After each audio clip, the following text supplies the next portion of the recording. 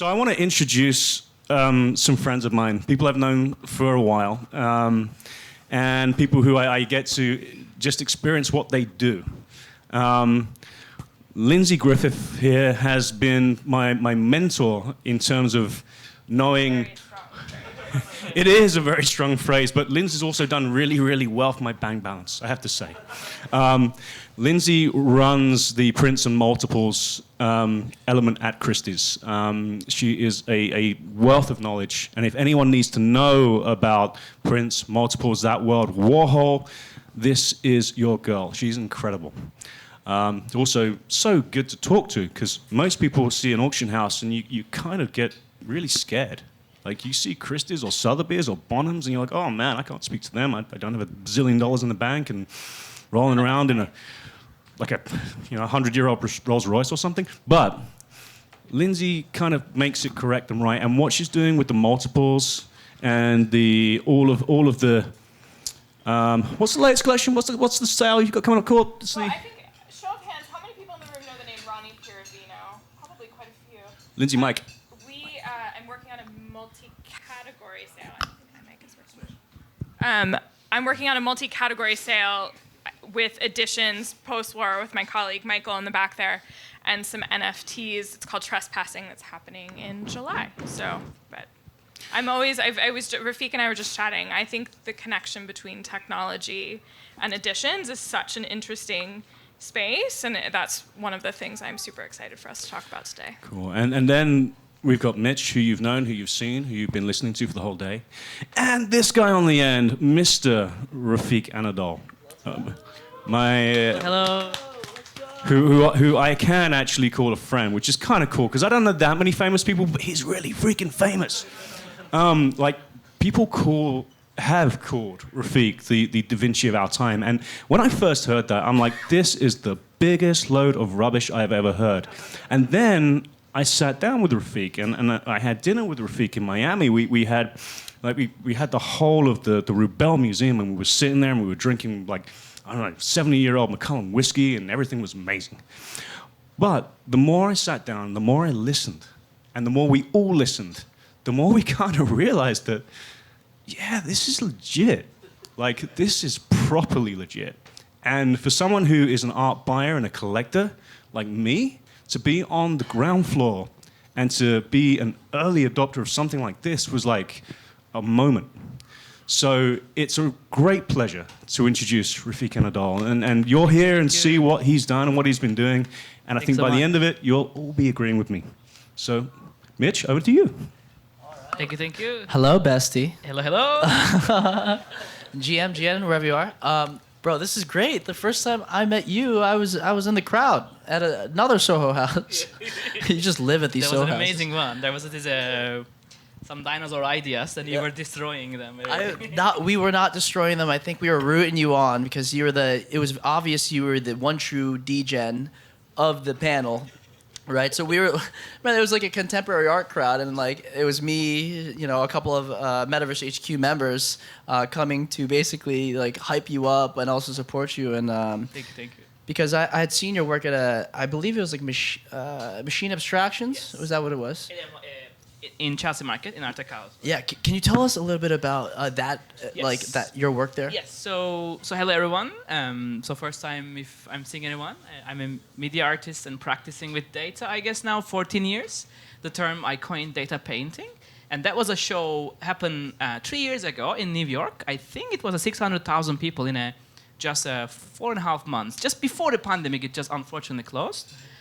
Which was a piece about an AI learning 113 million images of New York and dreaming about certain aspect of the city where you can step inside this immersive room, which was a 6 IMAX resolution movie playing with an 18 projector, the 32-channel hyperreal sound. It was really interesting. It was cool. And you get a cocktail as well, a design cocktail for the experience. AR cocktails. And I mean, it's just... So first of all, I think we'll have time about this, but I think the multi-sensory experience is very inspiring, and I think the art is, to me, an incredible form of imagination that does not only just do justice for an image, a text, or a sound. I think the scent, the touch, the other senses are also very important, and I think the technology allows us. In the exhibition, right? I mean, a couple of months ago, we opened a piece with a real-time sand augmentation, the breeze of an ocean. Like, I think now they're all coming together.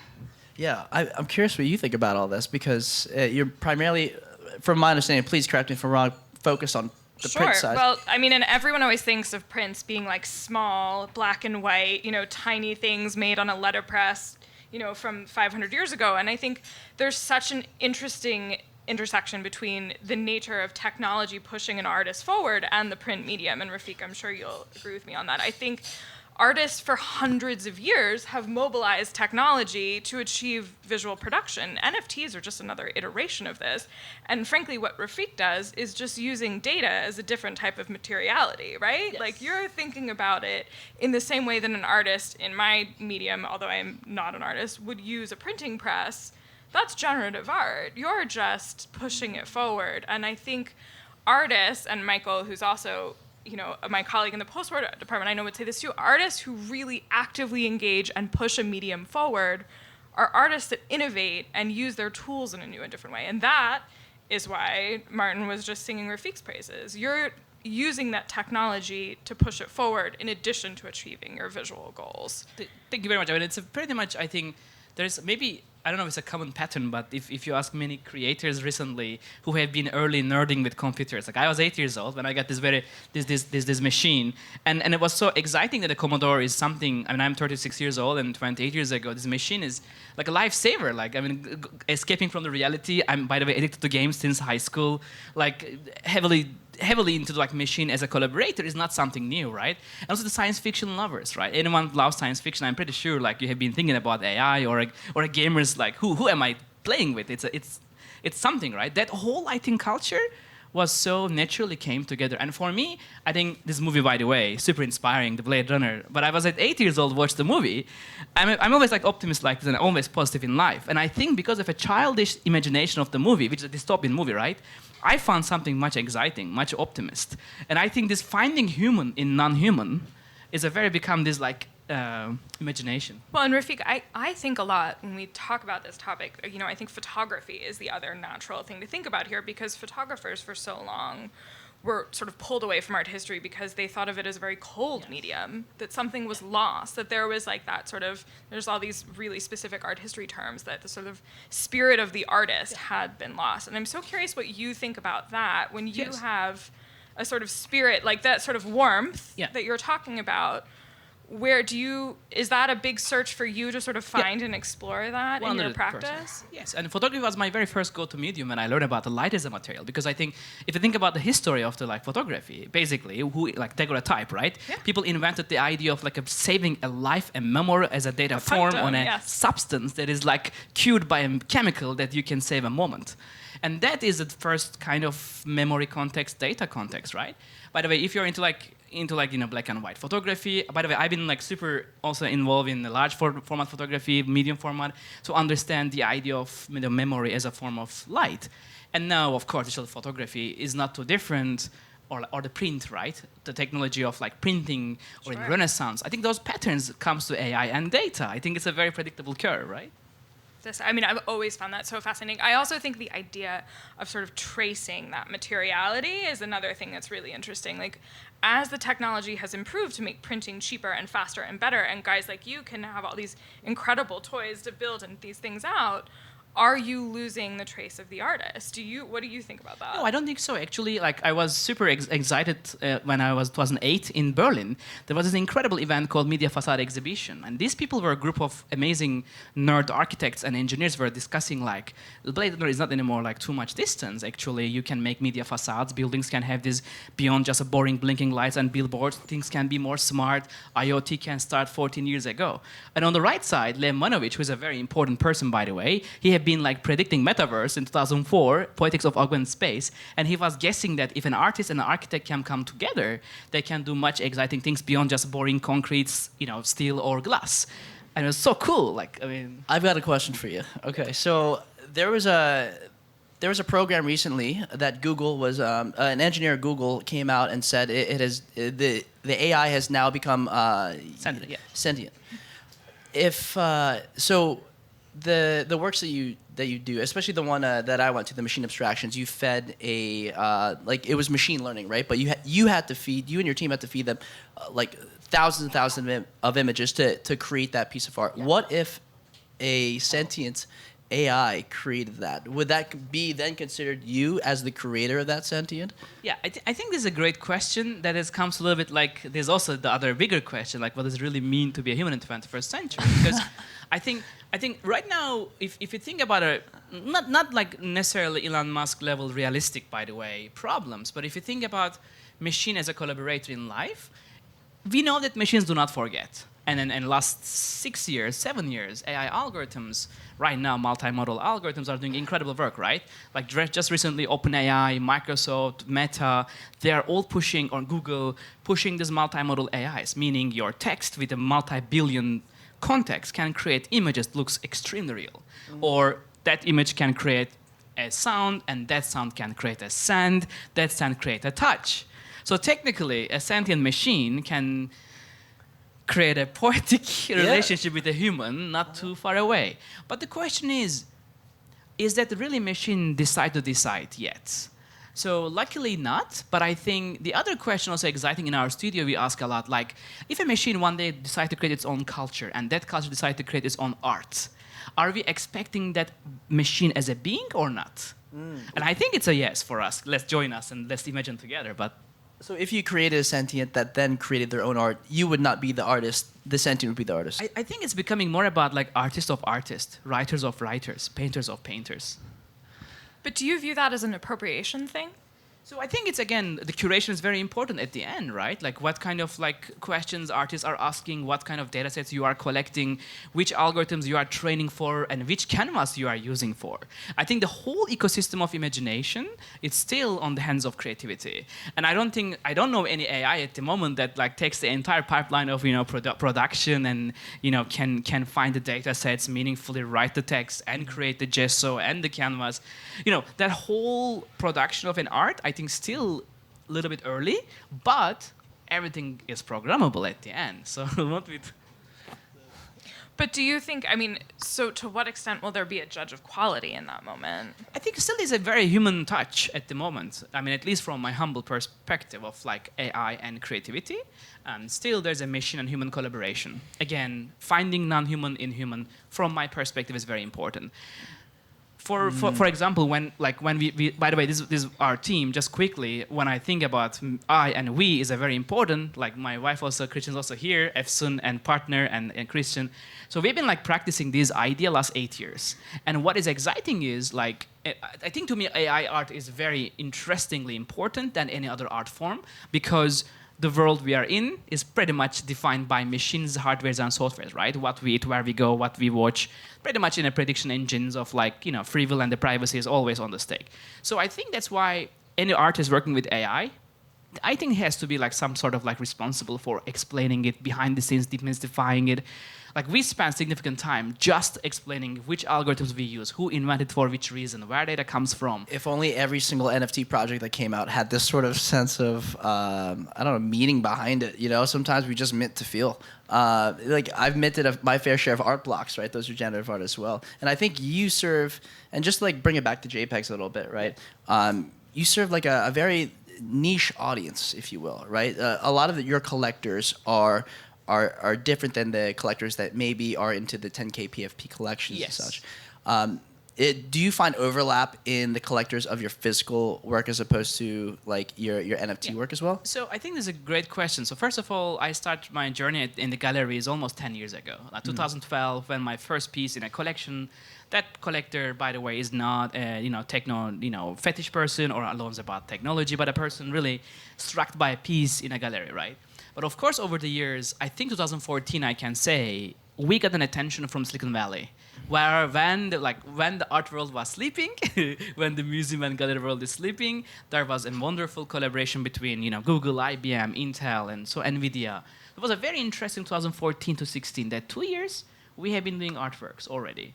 And I think they're also right now my collectors in NFT, like those amazing engineers who have been like seeing baby steps, early world.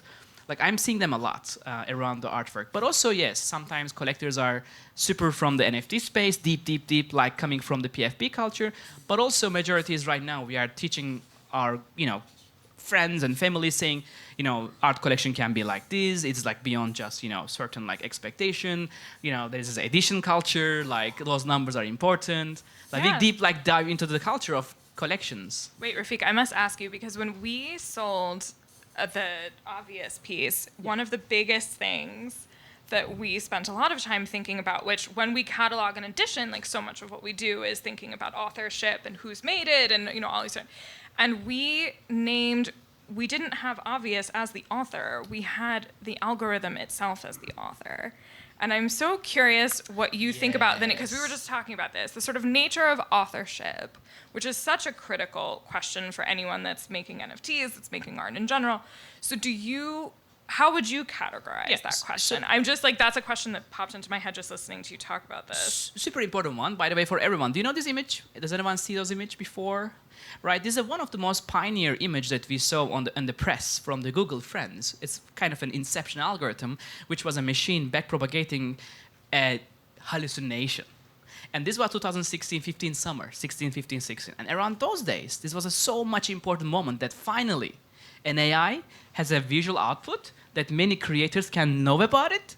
A couple of months later, on GitHub, you can create your own version. I think there was a big evolution 2016 where certain creators allowed to download this code, run by themselves, explore machines, collaboration. I was very lucky. That was same month I was the first generation AI artist resident at Google. That was a different perspective because, when you're a resident at Google, that means you know who invented the Degen algorithm, what was his intention, sitting with neuroscientists, a shaman, an engineer for days and, asking the question, can a machine dream? So to me, I'm coming from that very exciting perspective of who invented that algorithm and who is using it for what. Right. So that was very inspiring to me, seeing that a machine can dream. And so do you think, in your feeling then, do you feel that the nature of whoever has invented the algorithm is, in theory, responsible for everything that comes after that moment? Yeah, but let's demystify the algorithm, right? So first of all, when a machine dreams or a machine creates the algorithms, it's pretty much an interaction in the latent space. But for everyone, basically, those AI algorithms simply learn from X amount of data, let's say millions of images, hundreds of millions of images, and then that information stays in a latent space, right? I think what artist does is, at least 6 years ago, writing a code and specifically asking a question, what you would like to see in this black box. The output is where the art happens, but which image goes through, how many image goes through, what parameters you change, it's a thinking brush. So to me, again, 6 years ago, when this was happening, was really crunching those numbers and fine-tuning. So that artwork, whatever the output is the art at the end, right? Because human-machine collaboration. So it's still the same. It didn't change too much. Well, and I was just thinking, of course, in looking at this, the way that I interpret this as a print specialist is the input image is still the same. That's still a matrix. Yeah. That's still a printing press. And then your output is still the art image itself. Yeah, let's have a look at this, for example. Like really, nothing's all that different. I mean, literally 1.7 million documents here, right? This is how the humans in 9 years sorted by hand. This is how AI see the same data in 90 minutes, sorted like that. And then, of course, by the way, in my work, you may see it's a lot, but then we create those data universes, right? So to me, what was inspiring is on the left side, what you see in 2016, we created this video, which is AI learned from 1.7 million documents. And on the right side, which I think exciting part, is data pigmentation. Because the left side is just a really complex algorithm that you can create two-dimensional outputs. But how can we trace machine decisions? And can they become a pigment? And that's, I think, how it started to me in my humble... Back to the materiality question. Machine hallucinations, yes. So how do you like, from your POV, I mean, I've never seen a static image of Refik's art before. I've never seen it on a print ever. It's always fluid. It's always it feels incredibly dynamic and real because they're displayed on screens. I mean, how do you work with someone like Refik? Well, I think we're all learning how to work with something. I think, again, we're dealing with a long chain of people changing the nature of how we interpret and think about art, right? art from its earliest manifestations has been a devotional image, right? And that's how we started from the Renaissance period. And then as the technology has developed, it's become either a woodblock print or a photograph or a sculpture. And I think art has always been a reflection, too, of the way that we engage and work in our day-to-day. And as Refik says, if we are engaging in a social space where our screens are such a day-to-day aspect of what we do all the time, then the art of this time is going to be experienced in that same way. I think that's why Refik's work really makes people respond, because this is the language that we're dealing with all the time. So that's how I think about it, is that if photography and print media was the major step forward of the 20th century, this is just a continuation of that in the 21st, for sure. Thank you very much. And what I was gonna say is, like, for example, when I think about like AI dreams, like that doesn't make it any easier though to illustrate it in a catalog. I'm just throwing that out there. Exactly, I can't imagine it does. But it's really like sometimes people are saying, "Oh, it's the same thing." It's not the same thing actually. Like every single data point, I think every single memory form is different, and like in life, like our experiences are different, and I think the AI can capture that differences from the image context, and I think text and sound as well. And what do you think about the concept of uniqueness when you think about this? So Again, that's an addition thing. Like when you're constantly thinking about a copy, Yeah. how do you think about images like that? I would say our best example for, by the way, this is an image, just quickly for people maybe curious about how AI dreams may happen. So what you are seeing is I'm literally using a three-dimensional, on the left side, these are all like looks real images. On the right side, real time, AI can reconstruct a certain dream. In this case, we trained this AI with entire buildings ever created in Renaissance, like all the architectural buildings. And literally, I'm flying with a joystick in 3D space and selecting certain part, like imagine the building facade or like a window or like a floor or ceiling, and then AI can complete in between. I think that's a very much human-machine collaboration example. From the uniqueness perspective, I think it's where it happens. I think it happens in latent space. Because, I mean, I sometimes don't know where will AI go from, like this specific time and space, and especially when we like connect this to architecture and different resources, uniqueness becomes like more inspiring topic. For example, we last year, 2 years ago, we worked with the Google AI quantum team. As we know, quantum computers is one of the most exciting topic of innovation, right? Most likely, if a quantum computer functionally used in certain science and let's say functional usage is found properly, we will have a big breakthrough, right? In bioengineering, in like protein folding, like DeepMind has ever achieved. So we were able to work with that quantum computers as well to see what is the world's most unique number ever a machine can create. And 2 years ago, that was a 54-qubit quantum machine. And we use it for creating an NFT. In English? No, I'm kidding. Like, just, sorry, I'm jumping, but this is this project. Wait, is it that far? Okay, just a moment. This is, so you see, like this piece is literally real time using, so this is a tool we create for Google AI Quantum team. They're in Santa Barbara. So what you are watching is a researcher who knows how to run the quantum computer is going back and analyzing the findings of the machine. It's a pretty complex scientific context. But for us, what is exciting is they have one of the most unique numbers in the world. The question is, can we use those numbers to create AI Dream, which was quantum memories? So what is like the creative process behind each piece, right? From not even just timeline, but just the creative process, because there's art in code, right? Like your code is your art form, and you're creating something new every time. Like, can you speak a little bit? Because I know you showed a big team over here, yes. And boys are Christian as well. So I'd yes. love to get a sense of how it works. Yes, I think the coding is a very like a fundamental part of any data science, right? So imagine, by the way, for people, we downloaded more than 2 billion images last 6 years.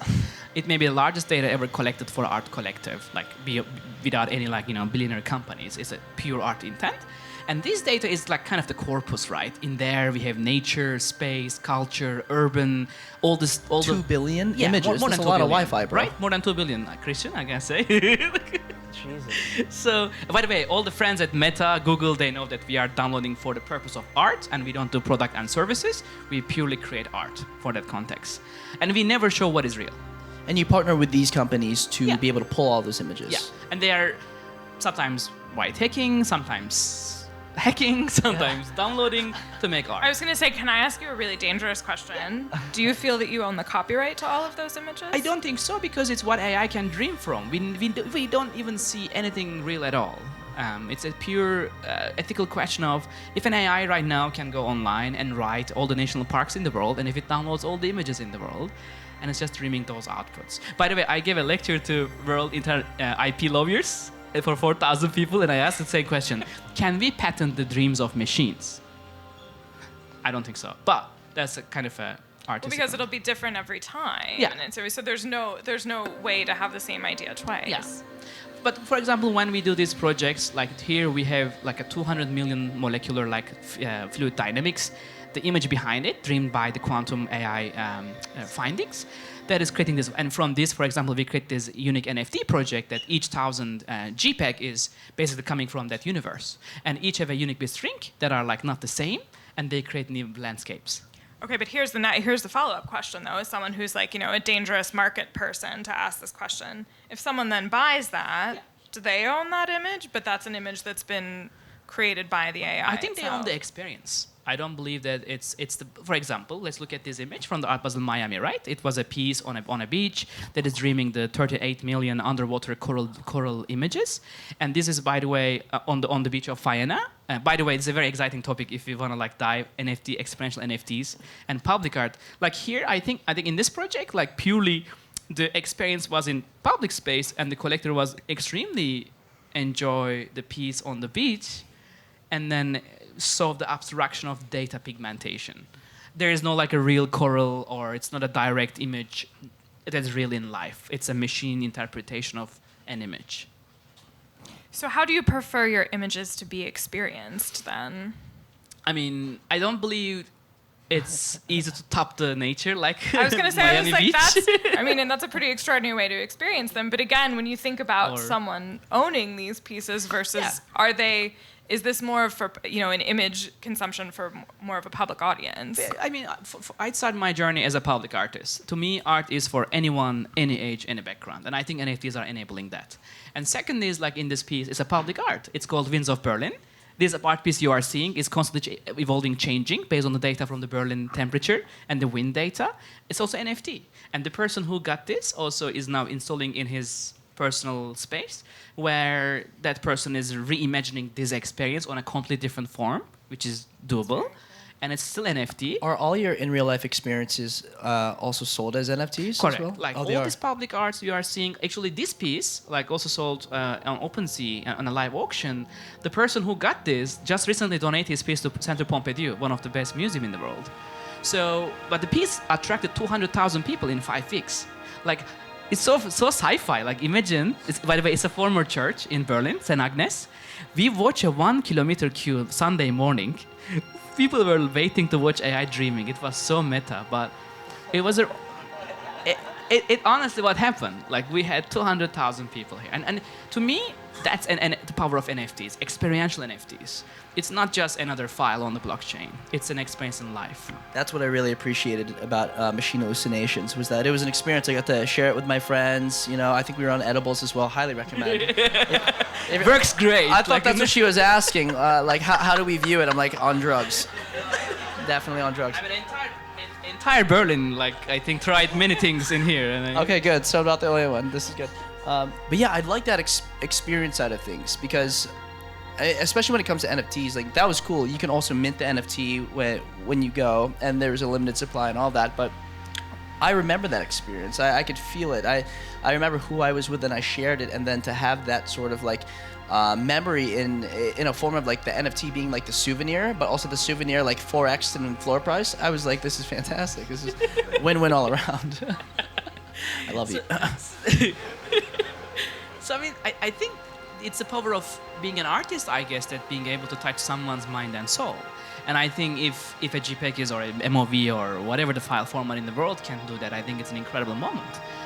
And I'm coming from this medium itself, that where the feeling of an art piece in life becomes an experience. Or I don't know, but to me, this is data. What I learned in these 3 different cities, 3 different NFTs, create this impact. And I think what is really inspiring is, again, an experience in life. If a web browser can do that, I think it's doing it right. We are doing the same thing while like waiting a whitelist or like waiting a minting. We are like this in a different context at our homes. Yeah. But in life, we are waiting to experience something. I think it's really powerful. Do we have an NFT that we're minting right here, right now? This experience? Ooh. Refik? Some alpha. I'm curious, so prints, right? How does a medium like this, an evolving medium, like something that's more fluid, I don't know, dynamic, kind of crazy, I mean, how are you guys seeing it on your end over at Christie's? Well, I mean, I think the way we think about it, well, first of all, as we touched on in a previous iteration with Plans, is that we were thinking about it. These things, I mean, Rafik's work was just sold, for those of you who don't know. We sold a piece in our 21st century evening sale, which, as far as the market is concerned, represents the absolute apex of where the art market is in the absolute moment. And that is a real paradigm shift in terms of the way that this medium would be interpreted, because this is not only thinking about it as a really important digital art piece, this is just the 21st century, the most important art of our time. And by the way, the market reflects that. You know, all of us that are market makers are thinking about what this work sold for, which, Refik, how much did it sell for? 1.4. Which is a pretty decent day in the office. And ETH? Yeah, that would be amazing. But I don't think that. What a steal. But the way we think about, I mean, again, getting back to what I said before, I think, and then we should have Refik speak about this piece, because again, I think it's all about the idea of merging the digital with the experiential, and that we had so many people that came to Rockefeller Center and viewed this piece, and probably, you know, talk about Rock Center, like the definition of a tourist area in New York. But, you know, these are people that are experiencing an NFT and probably have no idea that that's even what they're experiencing, and they're having an emotional and intense response to it. And then, of course, you have an entirely different audience response to it, which is the market one. So I think that's another really exciting piece about Rafik's work, by the way, is that it's not only important when we think about it from a market-making context, but you're also growing that audience and people that are experiencing this space in real time, which, by the way, is what important art is all about. So I think that's really exciting. Thank you very much. And I mean, for people, maybe just to quickly explain the project. So what you are seeing is 47,000 people hugging the building Casa Batlló. This beautiful building is Antoni Gaudí, one of the world's most important architects of our. Well, it's one of the most, I think, important architect of humanity, because he has been like creating parametric architecture before Zaha Hadid, Frank Gehry, you know, all the pioneers of the field. And he was using cutting-edge engineer to create this beautiful facade. So the idea was, by the way, thanks to Casa Batlló family, who allow us to do this. So the idea was create an experiential NFT in the form of public art that the city of Barcelona can come and hug the building and farewell to the metaverse, and then create an experience to the people for one night only. So to make this happen, by the way, Gaudí has this amazing quote: "Originality consists in returning to the origin, thus that which is original turns to the simplicity of the first solutions." The question was, how can we take this incredible building and make the metaverse, right? And the metaverse is beyond just another WebGL experience or a boring TV on our face. So we took, by the way, this is a preface, this is not a real thing, it's a teaser. This is like a sketching for me, right? Like on a paper. So this is a dream. This was a dream.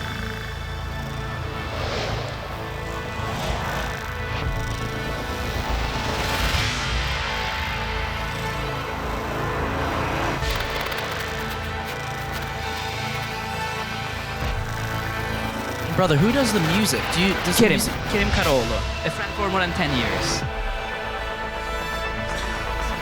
Yeah.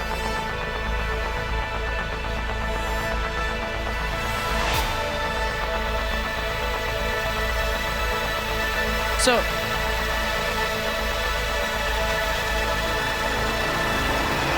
this was all rendered, right? All completed sketching on a paper. And the idea was, how can we take this amazing building? And the building has 100 billion point recording, because it's a UNESCO heritage, right? You have to be able to preserve the building in virtual space. So we took 100 billion point LiDAR scanning of the building and installed an amazing weather station, which is a real-time data comes from the building. And this NFT, or this artwork, is real-time responding. Whatever happens in life in Barcelona, the wind, the rain, the temperature, affecting the artwork. So to me, that's a truly dynamic NFT or a living architecture where metaverse have a new meaning. And this later on, which I think what you mentioned was on Rockefeller Center, and also in New York, also I think hugged by the Barcelona in the form of a performance.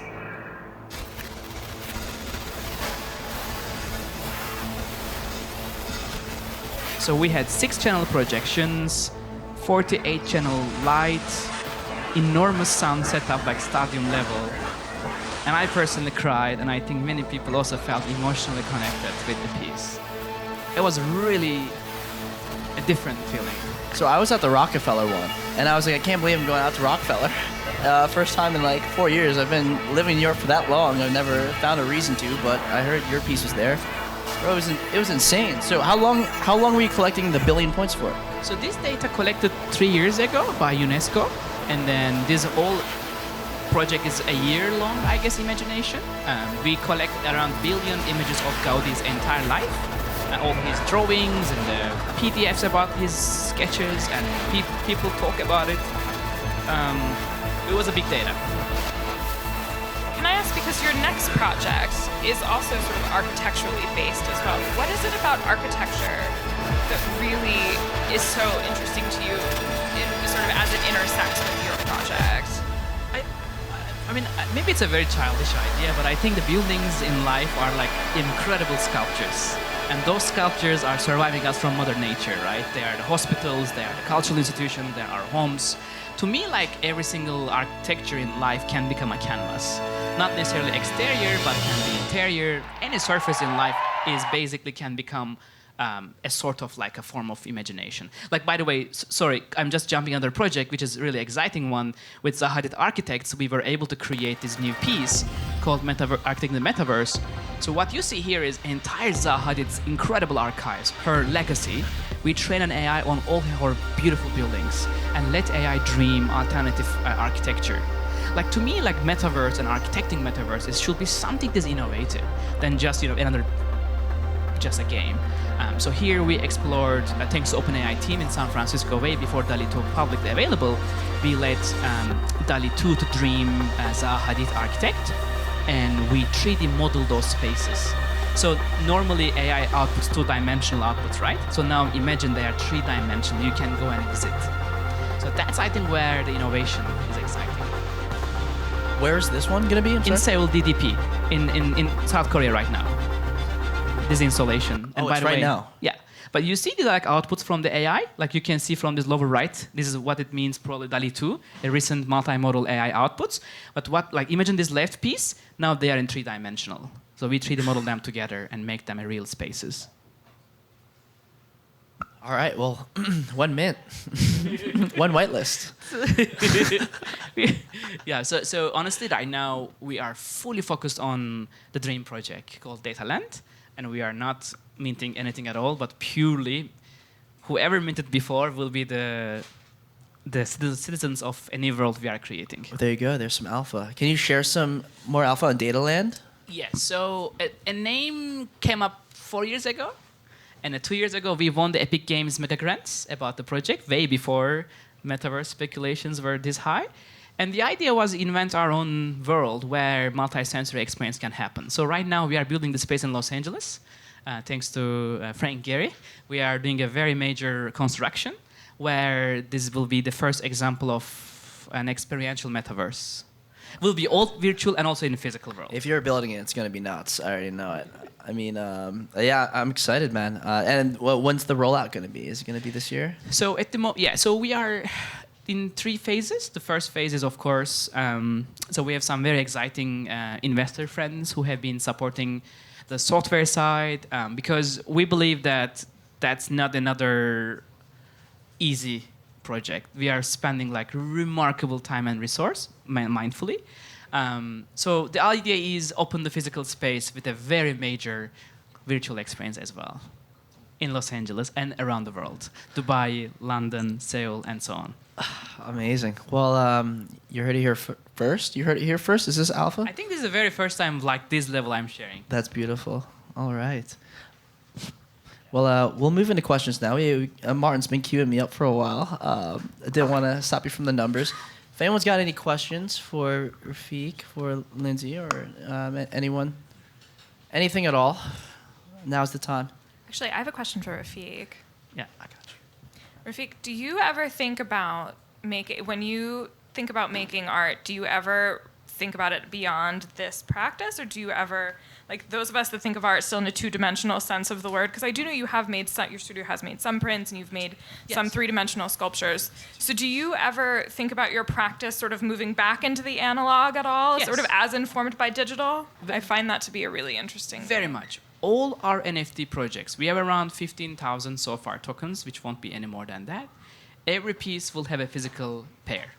And so far, we even, I think, right, Christian? Majority of them all have been shipped, signed, in case someone decides to give appreciation to physical world. It's just, I think, to me, again, NFTs is not only just a digital experience in life, it should be where the physical and virtual connect. By the way, I just want to show, we have Pavlo Fail and Regulus, amazing person also who, I think one of my major NFT collectors since day one. Thanks to him and his platform, Our Wrist, we were able to make this project. It's a great example of, like this piece was of course a render, an idea, but great execution, curation, and putting on a beautiful space. I think that's where the difference happened. If it was a beautiful video or an experience on the blockchain, I don't think it will be the same experience in life. But it requires a lot of resource and know-how and support. So to Pablo and the RS team. No, but this is very much challenge behind the scenes. Amazing. We had a question over here. Refik? Hello. Can we close the sound, maybe? From the laptop, can we? Thank you. It's a really cool experience. I wish you could see that. It's really magical. It looks so beautiful. Thank you. Like it's so amazing. How large of a data set do you need to have in order to get the AI to be dreaming? And how long is that process? So let's give it a quick example. So this piece, for example, MoMA piece, right? It was 300,000 images, entire MoMA archive. But it was an amazing archive that was so clean and direct as a metadata on it. And that's why I think the results became so poetic. Even when the MoMA curators, by the way, thanks to Michelle Coe and also Paolo Antonelli, when they see the results, they were very impressed. Because technically we are seeing one of the world's most valuable art archive, right? Art collection that AI creating new Basquiat's, maybe new Monet, new. It's a very unique iteration of a machine dreams. In other project, for example, here in this one, we had around a 2 million the telescope data from ISS, MRO, and Hubble telescope, such as these materials can come from. Or we had in this piece these beautiful flowers created by 75 million flowers, pretty much every flower in the world, 16,000 species. We double check from the Smithsonian archives. Or another piece, this piece is using 113 million New York photos. So it's really the gamut is really range. It's because it's the city of New York, right? We have the city in every single seasons, every single beautiful building. So yeah, but we are in the 2 billion plus image archive. Okay. Thank you so much. We got another question over here. Jacob, and then I saw you raise your hand as well. Yeah, so first off, thank you so much for coming. It's always a pleasure to thank you. hear you speak and pick your brain. You've obviously had so many, incredible installments and partnerships and collaborations. Is there a dream partner or collab, obviously besides Metaverse HQ, but, Yes. that that you're looking forward to or that you would wish to have in the future? I think it's a great question, and I think maybe we are trying to find that magic partnerships for Dataland because we learned a lot about the power of communities and people around the communities. Very honestly, again, 2014, 15, when we were working with Silicon Valley and amazing, friends and engineers, that was those kind of dreams. Okay, who invented this algorithm? Or can I talk with that? And suddenly that happens, right? These serendipities are very powerful. I wish we can more. I think recently, maybe it's my age thing. We are trying our best to find the well-being, the positive impact of our works. The data that I'm getting every single day from these installations are beautiful personal notes all around the world. And it just triggered during the pandemic that what will happen if we can really understand what happens when we watch and be in these rooms or in these like big installations. Why exactly these kind of type of experiences creating positivity? We are working with UCSF, by the way, amazing group of neuroscientists. Adam Gesley is running the research, and we are looking the impact of these NFTs in the brain. And I'm happy to say that last 2 years during the pandemic, machines were empty, and we scanned many brains, and including myself and the team. We found amazing positive reactions. Can you imagine saying that being in this room is good for human health, with a well-being? So that's our ultimate goal right now, to be useful for humanity. That's beautiful. Thank you. You remember that troublemaker? Yes. I had a quick question. Thank you so much for everything you've shown. I'm really curious, have you used any, you talked about other senses coming into the data set. Do you have any examples of like thirst and taste coming into the ecosystem and how you're using, especially from an experience perspective that you just alluded to? Yes, so I think what is right now, if I have that image, give me a second. Yeah, okay. So what we are researching 2017 started, like the sensorial inputs while experiencing certain experiences. So, I mean, from psychedelics to like certain, drink and eating and other. So we've been really deep into like experiences and their correlations, but we are still researching. I mean, in a gimmicky way, you can say a lot with small data, but I think to really give a true, honest depth and context, we need, I think, a little bit more research. But thanks to UCSF and UCLA collaboration, I think we are very close in data land. A truly multi-sensory metaverse experience will be there. Promise. I think that was a really good question. I mean, how do you define tastes? How do you put that into a machine? You just have Christian eat everything, the entire team. Here you go, try this. By the way, to just give everyone an example for this project, Metamorphosis, we were literally collaborate with a company called Firmenich. They are from Geneva, and they are one of the world's largest 125 years old company who have been behind many tastes and smell, all that fancy brands. And they have an AI called Charlie. And Charlie trained on 500,000 molecules, all handpicked, every single molecule that they could find. We showed their AI, our AI's outputs, and their AI inspired from this output. And we created a scent called Rainforest. So, and in that research, we also learned that there is a lot of food we are consuming every day are pretty much using the same molecules. And I think science can create many molecules in life that is scent and touch and also the taste. Without breaking any NDAs, but I think the world is...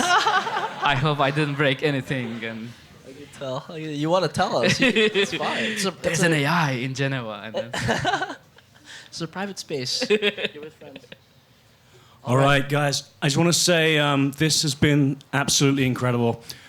Lindsay, Griffiths, Mitch, Lacsamana, Refik Anadol. Thank you. Thank you so much for coming. This is and this was the Soho House Alpha Series. We look forward to seeing you next NFT NYC. Thank you so and much. in LA and Miami and wherever else we pop up. See you soon.